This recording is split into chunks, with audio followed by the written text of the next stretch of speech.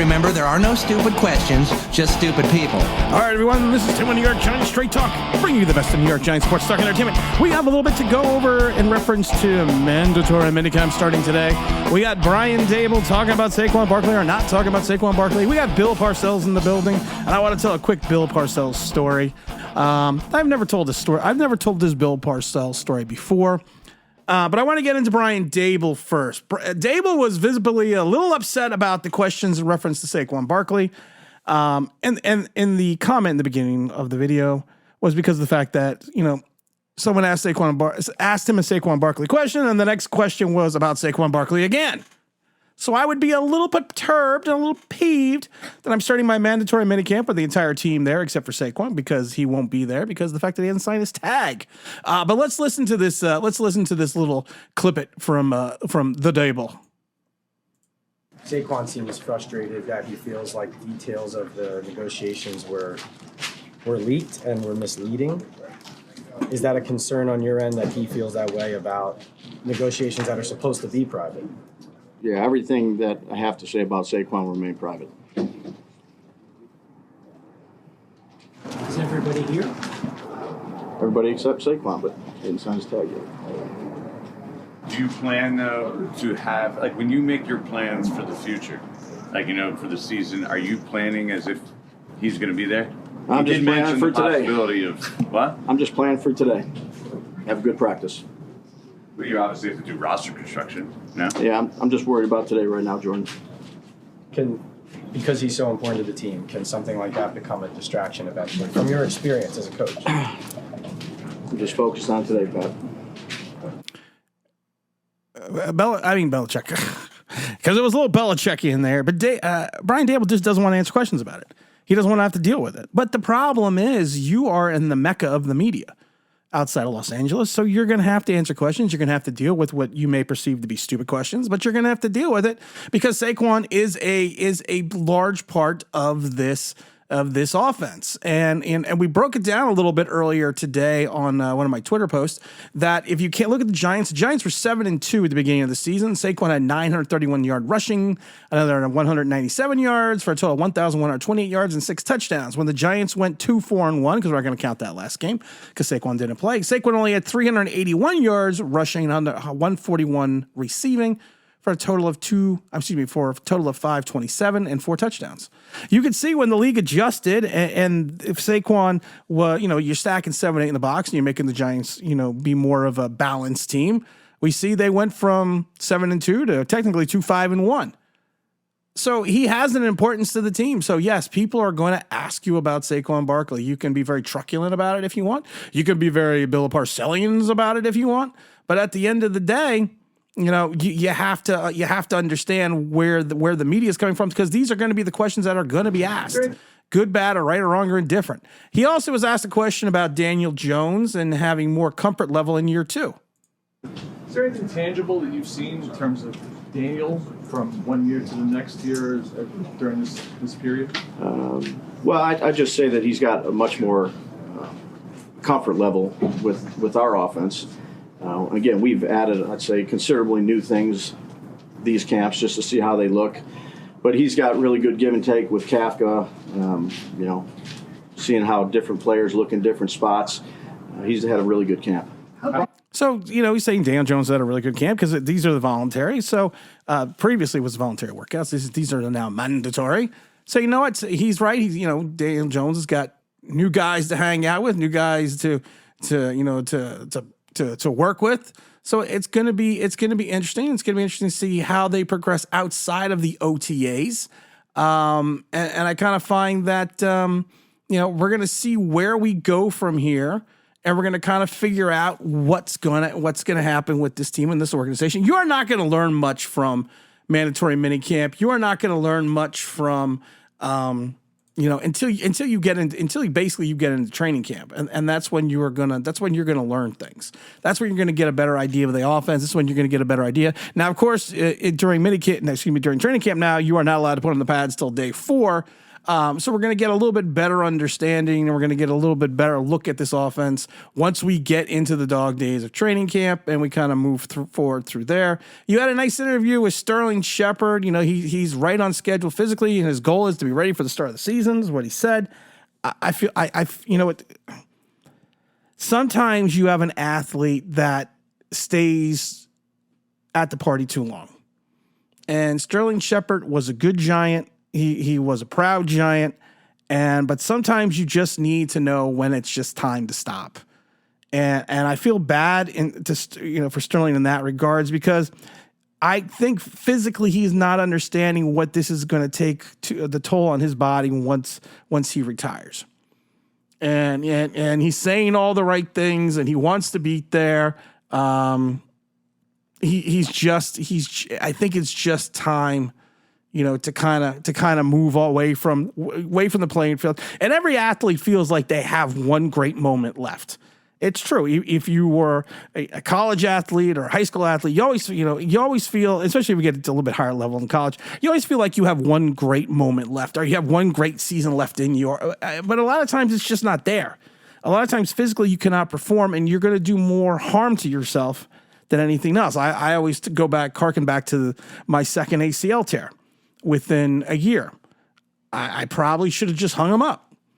My college career was over. I should have hung him up, after that first tear, because the fact that it was, I tore my ACL, my meniscus, my mid meniscus, and I had some strained ligaments in my MCL as well. I probably should have quit, but I felt I had one season left in me, because I knew that was going to be my last season. So I had to come back and try. And what did I do to come back and try? Tore the ACL again, tore it again, and had to have ACL replacement surgery. And I just get worried that, and I'm in my 50s now. And honestly, if I would have known then what I know now, I never would have did it, because the physical pain and issues I go through just because of my knee, is no joke. It's not fun. It's just not fun at all. So Bill Parcells was at camp today. The old ball coach was there. I love Bill Parcells. I mean, Bill Parcells technically was my second coach. My first coach was Ray Perkins, and that's going back to the late 70s. The former Alabama coach took the Giants to the playoffs in 81. So that was like my first guy. But Parcells was like the first guy that was, that when I was really following the Giants, I was really a big part of the Giants, following that community. And I laugh because I've never told this story before. My father was a huge Giant fan. And, I think a lot of times you have family members that are huge Giant fans, which is the reason why you become one. And he was the one reason why I became a Giant fan. And, he talks about the Polo Grounds and, Charlie Conley, and Frank Gifford and Sam Huff and Y.A. Tittle and Homer Jones and Spider Lockhart and all these other guys. And he knew Wellington Mara. And they had a business, not a business together, but they were business associates, my father and Wellington. So I have been lucky in regards to the fact that, and I've talked about this before, I've hung around the Meadowlands for years. I mean, I've went to some of the practices, and I've had an opportunity to be around this organization and around this organization internally, even when I was a kid. And it was interesting once because in 1986, this was a practice, I believe, in November. And the Giants used to practice inside the Meadowlands on the concrete turf, full pads, full contact. And I remember this was in the 1986 season. This was the Super Bowl season. I was still in high school. And,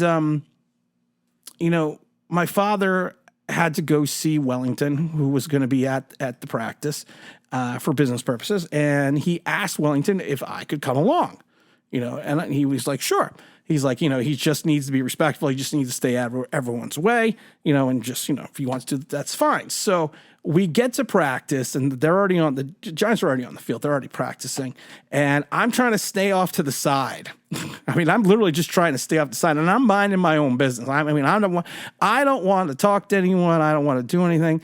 And then I see number 56. I see Lawrence Taylor, and he's probably about 25, 30 yards away from me, and Lawrence Taylor was he was the man back in 86, was the Giant back in 86, and even now he's that all-time great Giant. So I'm trying to angle over, try to get close to Lawrence Taylor. So I could maybe have a conversation with him. And I bump into number 51, who was a linebacker named Robbie Jones. And Robbie Jones kind of saw what I was doing, and Robbie Jones was kind of like goating me on, going, "Yeah, man, just go over there, walk over there, just go, just go walk over there, just go walk over." Now I was in the corner of the end zone. You would have to walk around the cone, the pylon, to get to the home side of the field to where Lawrence Taylor was standing.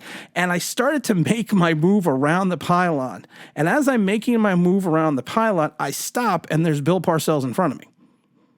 And I remember what my father told me. My father says, don't talk to anyone. Don't do anything. Don't put yourself in a situation where you're going to get yourself in trouble for being there, because Bill was probably, the coaching staff and Bill was probably not going to want you there. And I remember looking at Bill Parcells, and he's like a foot away from me. The cone is between us. He's a foot away from me. And he asked me, he goes, "What are you doing here?" And being a kid, I was like, I'm just watching. I'm just watching. And he goes, "What are you watching?" And I said, I'm watching practice. And he looks at me. Now, remember, I'm still a kid. And he goes, "What do you know about practice?" And I remember just sitting there thinking to myself, oh my God, Bill Parcells is about to ream my ass out, because I'm not supposed to be here. He's giving me this look. He's asked me what the hell I'm doing and what I know about football and what do I know about practice, why I'm even there. I said, my ass is grass. And I said, not only that, my dad's going to kill me at the same time.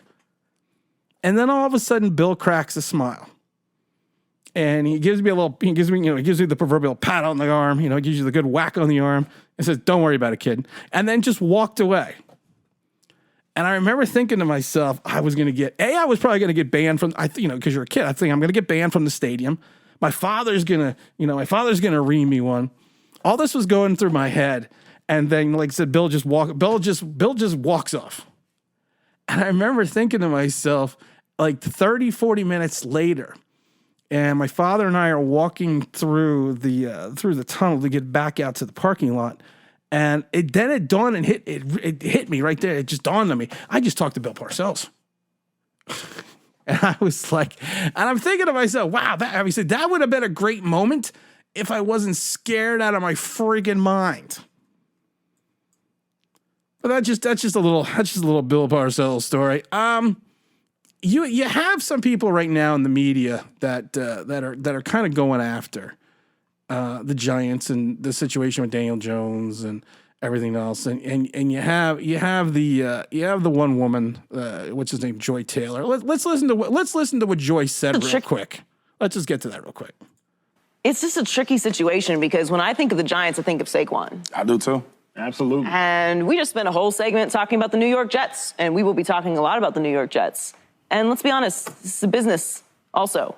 So you're going to play this game with your best player and the guy who's been the face of the organization, who's been the only really reason that you've been relevant over the past few years. I don't know that really matters to the people that are signing checks, but I don't see this team being good next year if Saquon's not there. True. And while I agree with you, I wouldn't leave that money either. That's kind of your leverage. Nobody takes Daniel Jones serious without Saquon. I mean, apparently they do, but I just don't see it. So from a marketing perspective, from a relevancy perspective, from a winning perspective, that's Saquon to me with the Giants. I understand we don't value the running back position. Depending on the year, the waves come and go. They're super valuable. They're not super valuable. You can't pay him. You got to pay him. I get we go through all of that, but I don't think he needs to break the bank. I mean, Christian McCaffrey is making a little over $16 million. If he got 14, he'd be the third highest, and the franchise tag is $10 million. So you want to try and get somewhere in between that. He does need to be paid. It's a very unique situation, because sometimes when running backs are negotiating, it's like, well, you kind of got this over here, or maybe we can supplement with this, or that's not really how the offense works. And we have, these other guys that people are buying jerseys of. None of that is the case with the New York Giants. So I don't know how it's going to play out, but I think he does have to try and flex whatever leverage he does have at the moment. Now, I'm going to tell you, I have no idea who she is. I know evidently she was a radio voice in Miami, and Joy Taylor. I have no idea who she is, but a lot of people in the Giants Nation are just kind of going crazy over what she said. And you actually have two other guys on the panel who are totally agreeing with her assessment about Daniel Jones, about Saquon Barkley. Now, everyone's saying, well, she could just talk anything she wants to talk because of the fact that, this is what she does, and you don't have to listen to her because she says this and she says that and blah, blah, blah, blah, blah. But you also have two former NFL players that are there agreeing with her and nodding in agreement and say, yeah, you're right. I mean, I just find that interesting that people want to dismiss what she's saying, but we just spoke about a moment ago about the Giants and, you know, what they're doing in reference to Saquon Barkley and what his importance is to the offense. I mean, so I don't know, man. I just think a lot of people get so fired up when anyone that has a difference of an opinion about Daniel Jones, anyone that has a difference of an opinion about what he means to this team and what he means to the organization automatically gets attacked. And I'm saying everyone does, but it seems like a lot of people automatically want to attack these people because of the fact that they have a difference of an opinion, that they see something different. But at the end of the day, it's just their opinion. Like, it's your opinion that Daniel Jones is going to be a top 5 quarterback, and it's her opinion that that's what she thinks it's not going to be because of the fact that she believes that the Giants are basically run through Saquon Barkley. And if you look at it statistically and look at the difference, and like I said, we pointed out the 7-2 and the 2-5-1 part of the season, you can see that it does. Now, I'm not going to get into the Skip Bayless crap because, you know, Skip Bayless, everyone, like I said, Skip Bayless is just Skip Bayless. And he's going to say what he wants to say. He's going to do what he wants to do. And at the end of the day, Giant fans are just not going to want to listen to what he's going to say anyways because they just think he's Skip Bayless. It's like Stephen A. Smith. But like I said, I just find it interesting. I just find it funny that people are dismissing what she's saying, but there are two former NFL players next to her that are agreeing with everything that she's saying. She could be right. She could be wrong. But at the end of the day, it really doesn't matter. Because of the fact that we're in the middle of mandatory minicamp. And like I said, you're not going to get a lot of news out of mandatory minicamp. You're not going to get a lot of stuff out of here that is really going to mean anything. It's really going to mean something once you really get into training camp itself. So these next couple days are going to be a lot of fun. You've had some defensive notes here and there. And like I said, to me, the biggest thing was Bill Parcells visiting the minicamp. Because I just think that's great because of the fact, like I said, I am such a huge Bill Parcells fan. So we got a lot of other information, a lot of fun stuff coming up in the next couple days. So make sure you stay tuned. And again, this is Tim. This is New York Giants Straight Talk, and I'm out of here.